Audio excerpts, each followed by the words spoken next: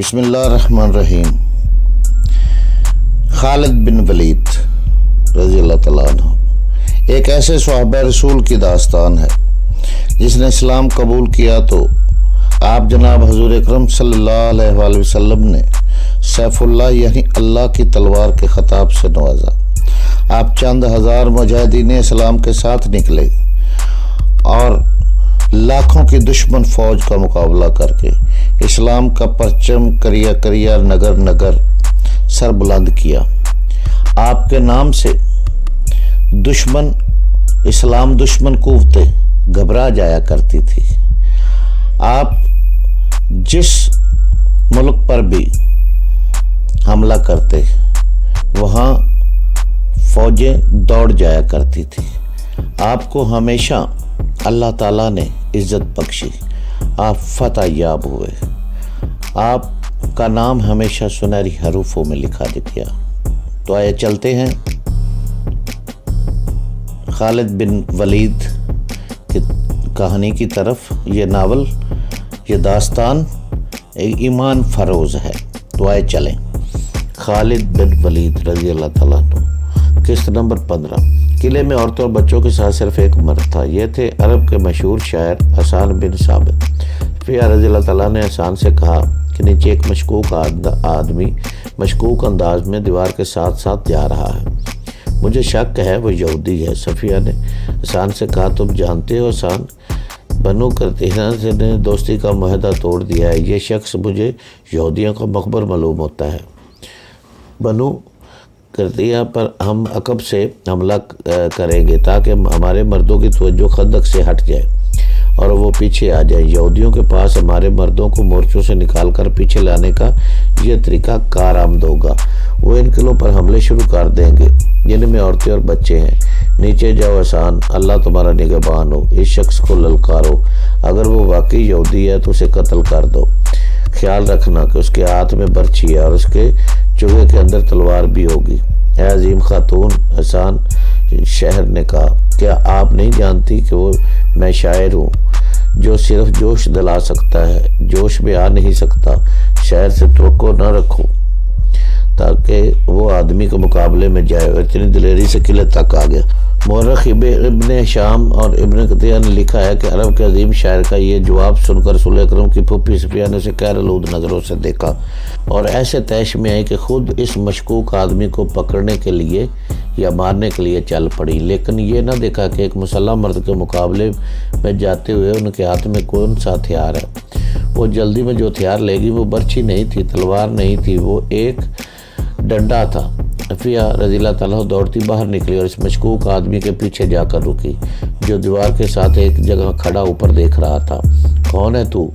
صفیہ رضی اللہ تعالیٰ نے اسے للکارا۔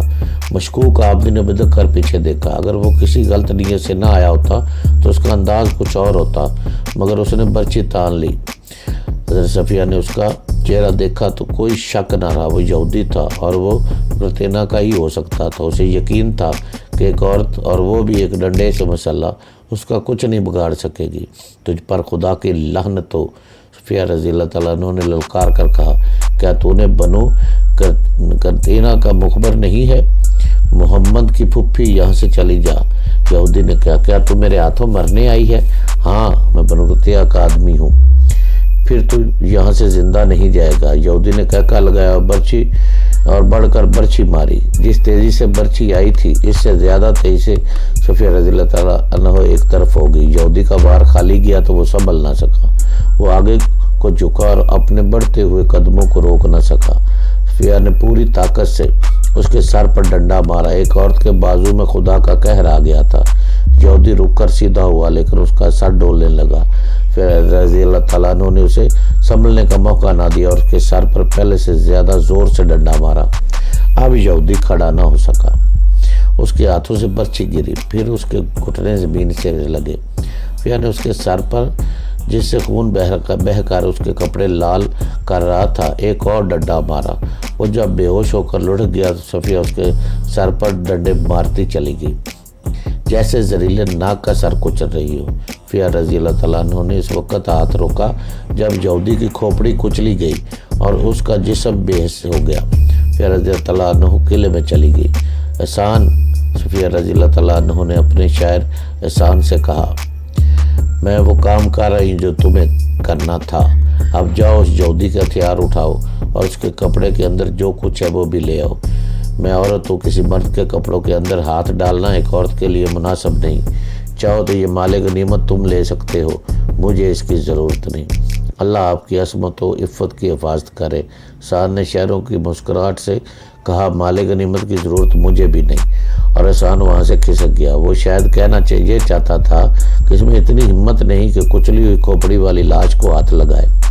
مورخین لکھتے ہیں کہ یہ خبر رسول اکرم صلی اللہ علیہ وسلم تک پہنچی تو آپ کو پریشانی ہوئی۔ شہر میں خوراک کی کیفیت یہاں تک پہنچ گئی تھی کہ ہر فرد کو اس کی اصل ضرورت کی صرف 1/4 خوراک ملتی تھی۔ رسول کریم نے خدا ذوالجلال سے مدد مانگی اور کوئی حکمت عملی سوچنے لگے۔ ادھر خندق کا محاذ سرگرم تھا۔ خالد کو اپنی اس وقت کی بے چینی بے تابی اچھی طرح یاد تھی۔ وہ خندق کے ساتھ ساتھ گھوڑا دوڑاتا اور کہیں سے خندق عبور کرنے کے طریقے سوچتا۔ وہ مرد میدان تھا، لڑے بغیر واپس جانے کو اپنی توہین سمجھتا تھا، مگر وہاں لڑائی اس نوعیت کی ہو رہی تھی کہ قریش کے تیر انداز خاصی تعداد میں خندق کے اس مقام پر آتے جہاں مسلمان مورچہ باندھتے۔ یہ صلاح کی پہاڑی تھی۔ تیر انداز مسلمانوں پر تیر برساتے، مسلمان جوابی تیر اندازی کرتے۔ کبھی قریش کا کوئی تیر انداز جیش کی کسی اور جگہ کشتی سنتریوں پر تیر چلا جاتا، مگر مسلمانوں کا جو فوراً پہنچ جاتا۔ رات کو مسلمان خندق پر سنتریوں کی تعداد میں اضافہ کر دیتے۔ قریش خندق سے دور پیچھے خیمہ گاہ میں چلے جاتے تھے۔ رسول کریم کو جہاں مدینہ میں خوراک کی قلت کا جو قحط صورتحال اختیار کرتی جا رہی تھی احساس تھا، وہاں آپ کو یہ بھی معلوم تھا کہ قریش کا لشکر بھی نیم فاقہ کشی پر آ گیا ہے۔ یہ وہ کیفیت ہوتی ہے جو انسانوں کو ایک دوسرے کی شرائط ماننے پر اور معاہدوں پر سمجھوتوں پر مجبور کر دیتی ہے۔ کسی بھی تاریخ میں اس شخص کا نام نہیں لکھا جسے رسول کریم صلی اللہ علیہ وسلم نے خفیہ طریقے سے قریش کے اتحادی غطفان کے سالار انیہ کے پاس اس مقصد کے لیے بھیجا کہ اسے قریش کی دوستی ترک کرنے پر آمادہ کرے۔ اسے یہ نہیں کہا گیا تھا کہ وہ مسلمانوں کے ساتھ مل جائے۔ رسول کریم کا مقصد صرف یہ تھا کہ غطفان اور انیہ رضامند ہو جائیں اور اپنے قبیلے کو واپس لے جائیں، تو قریش کا لشکر 2000 نفری کی فوج سے محروم ہو جائے گا۔ یہ توقع بھی کی جا سکتی تھی کہ دوسرے قبیلے بھی غطفانان کی تلقید کرتے ہوئے قریش کے لشکر سے نکل جائیں گے۔ کیا محمد صلی اللہ علیہ وسلم ہمیں زبانی معاہدے کی دعوت دے رہا ہے؟ سالار ابیا نے رسول اللہ کے ایلچی سے کہا، ہم نے یہاں تک آنے کا جو خرچ برداشت کیا ہے وہ کون دے گا؟ ہم دیں گے۔ رسول خدا کے ایلچی نے کہا، نبی کریم نے فرمایا ہے کہ تم لوگ اپنے قبیلے کو واپس لے جاؤ، تو اس سال مدینہ میں کھجور کی جتنی پیداوار ہوگی اس کا تیسرا حصہ تم لے جانا، خود مدینہ آ جانا، پوری پیداوار دیکھ لینا اور اپنا حصہ اپنے ہاتھوں سے الگ کر کے لے جانا۔ سالار انبیاء میدان جنگ میں لڑنے اور لڑانے والوں کی قیادت کرنے والا جنگجو تھا، لیکن غیر جنگی مسائل اور امور کو بہت کم سمجھتا تھا۔ مورخ ابن کبیر نے لکھا ہے کہ اس واقعہ کے کچھ عرصہ بعد رسول اللہ نے اسے مستعد احمق کا خطاب دیا تھا۔ وہ بڑے طاقتور جسم والا اور جسمانی لحاظ سے پھرتیلا اور مستعد رہنے والا آدمی تھا۔ اسے نے اپنی سردار غطفان سے بات کی، خدا کی قسم محمد نے ہمیں کمزور سمجھ کر یہ پیغام بھیجا ہے۔ غطفان نے کہا، اس کے ایلچی سے پوچھو کہ مدینہ کے اندر لوگوں کو بھوک کا سامنا نہیں، ہم انہیں بھوک سے نڈال کر کے ماریں گے۔ کیا تم دیکھ نہیں رہے کہ ہمارا اپنا لشکر بھوک سے نڈال ہو رہا ہے؟ سالار اویا نے کہا، مدینہ والے اپنے گھروں میں بیٹھے ہیں، ہم اپنے گھر سے بہت دور آ گئے ہیں۔ کیا لشکر میں تم بے اطمینانی نہیں دیکھ رہے؟ کیا تم نے دیکھا نہیں کہ ہماری کمانوں سے نکلے ہوئے تیراب اب اتنی دور نہیں جا سکتے جتنی دور اس وقت جاتے تھے جب تیر اندازوں کو پیٹ بھر کر کھانا ملتا تھا۔ ان کے بازوؤں میں کمانیں کھینچنے کی طاقت نہیں رہی۔ کیا اس کا فیصلہ تم کرو گے؟ ہمیں محمد کو کیا جواب دینا چاہیے؟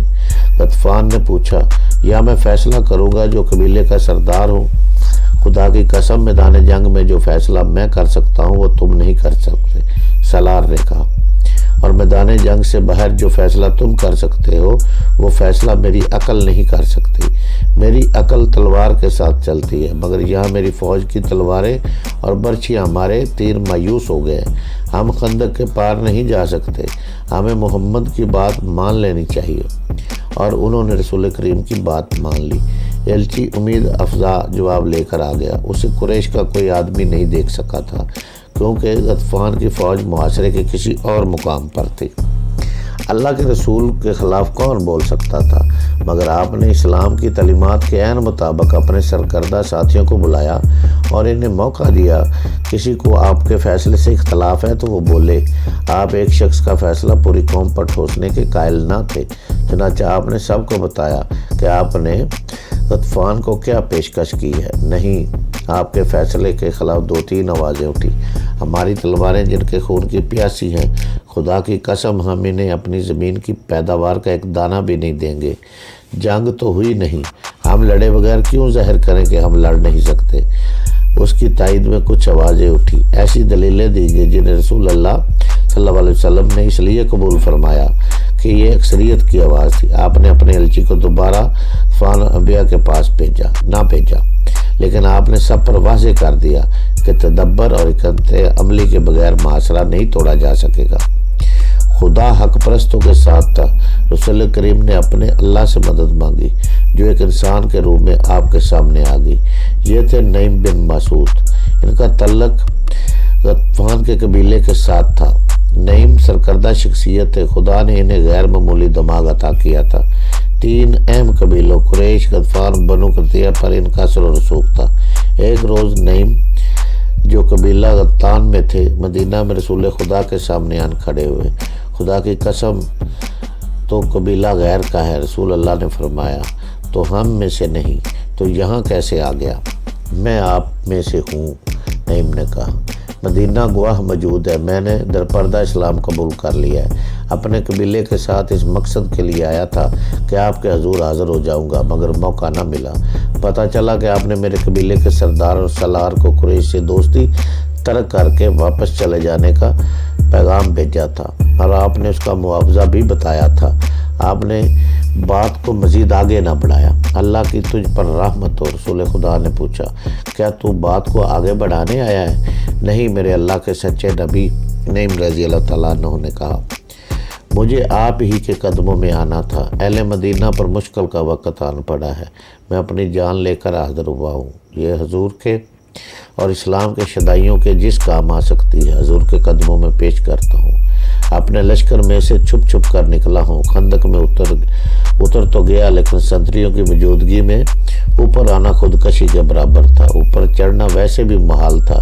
بڑی مشکل پیش آئی۔ خدا سے آپ کے نام پر التجا کی، گڑگڑا کر دعا مانگی۔ اللہ نے کرم کیا، سنتری آگے چلے گئے اور میں خندق پر چڑھ آیا۔ رسول اکرم صلی اللہ علیہ وسلم کے متعلق بتایا گیا کہ یہ کس حیثیت کی شخصیت ہے۔ رسول کریم نے ان کے ساتھ 2-4 باتیں کی تو آپ کو اندازہ ہو گیا کہ نعیم اونچی سطح اور عقل کے انسان ہیں۔ آپ نے نعیم رضی اللہ تعالیٰ عنہ کو بتایا کہ معاشرے نے جو حالات پیدا کر دیے ہیں، ان سے نکلنے کے لیے ضروری ہو گیا ہے کہ قریش کے لشکر میں جو مختلف قبائل شامل ہیں انہیں قریش سے بدزن کیا جائے۔ اس کا طریقہ یہ ہے کہ 2-3 قبائل کے ساتھ خفیہ معاہدے کر لیے جائیں۔ یا رسول اللہ، نعیم رضی اللہ تعالیٰ عنہ نے کہا، اگر یہ میں کام اپنے طریقے سے کر دوں تو کیا حضور مجھ پر اعتماد کریں گے؟ تجھ پر اللہ کی رحمت ہو نعیم۔ رسول اللہ نے فرمایا، میں تجھے اور تیرے نیک ارادوں کو اللہ کے سپرد کرتا ہوں، میں واپس اپنے قبیلے میں چلا جاؤں گا۔ نعیم رضی اللہ تعالیٰ عنہ نے کہا، لیکن میں یہ نہیں بتاؤں گا کہ میں مدینہ میں آیا تھا، یہاں سے میں کعب بن اسد کے پاس جا رہا ہوں۔ میرے اللہ کے رسول میری کامیابی کے لیے دعا کریں۔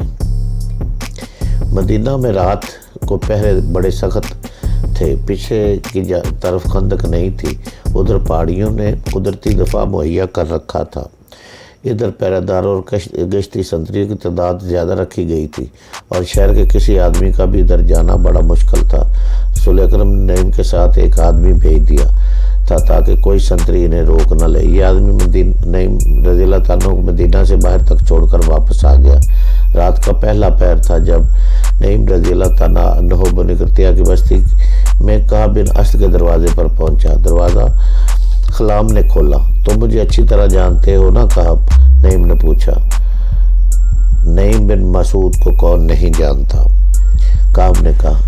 غطفان کے قبیلے کو تجھ سے ایسے سردار پر فخر ہوگا۔ کہو نعیم، رات کے اس وقت میں تمہاری کیا خدمت کر سکتا ہوں؟ میں نے 10 دنوں کی مہلت مانگی تھی، ابھی تو 6-7 دن گزرے ہیں۔ میں نے مسلمانوں پر شب خون مارنے کے لیے آدمی تیار کر لیے ہیں۔ کیا تم یہی معلوم کرنے آئے ہو؟ میں اس سلسلے میں ہی آیا ہوں، نعیم نے کہا۔ تم بیوقوف ہو کعب، تم نے قریش کے ساتھ کس بھروسے سے پر معاہدہ کر لیا ہے؟ مجھ سے نہ پوچھنا کہ میرے دل میں تمہاری ہمدردی کیوں پیدا ہوئی ہے۔ میں مسلمانوں کا بھی ہمدرد نہیں، کیونکہ میں مسلمان نہیں، تم اچھی طرح جانتے ہو۔ میرے دل میں انسانیت کی ہمدردی ہے۔ میرے دل میں ہمدردی ہے تمہاری ان خوبصورت اور جوان بیٹیوں، بیویوں اور بہنوں کی جو مسلمانوں کی لونڈیاں بن جائیں گی۔ تم نے قریش سے بڑا خطرناک معاہدہ کیا ہے، لیکن اس کی ضمانت نہیں لی کہ اہل قریش تمہیں مسلمانوں سے بچائیں گے۔ ہم نے بھی قریش کے ساتھ معاہدہ کیا ہے، لیکن کچھ ضمانت بھی لی ہے۔ کیا قریش جنگ ہار جائیں گے؟ کعب بن اسد نے کہا۔ وہ جنگ ہار چکے ہیں، نعیم نے کہا۔ کیا یہ خندق انہیں شہر پر حملہ کرنے دے گی؟ قریش کے لشکر کو بھوک نے بے حال کرنا شروع کر دیا ہے۔ میرا قبیلہ بھوک سے پریشان ہو گیا ہے۔ میں نہیں چاہتا کہ کل تم میرے قبیلے کو بدنام کرو کہ غطفان تمہیں مسلمانوں کے رحم و کرم پر چھوڑ گئے تھے۔ تم مسلمانوں پر حملہ کر کے انہیں اپنا دشمن بنا لو گے اور قریش اور ہم محاصرہ اٹھا کر واپس چلے جائیں گے۔ اپنے دونوں قبیلوں بنو قلتہ اور نذیر کا انجام جو مسلمانوں کے ہاتھوں ہوا تھا وہ تمہیں یاد ہوگا۔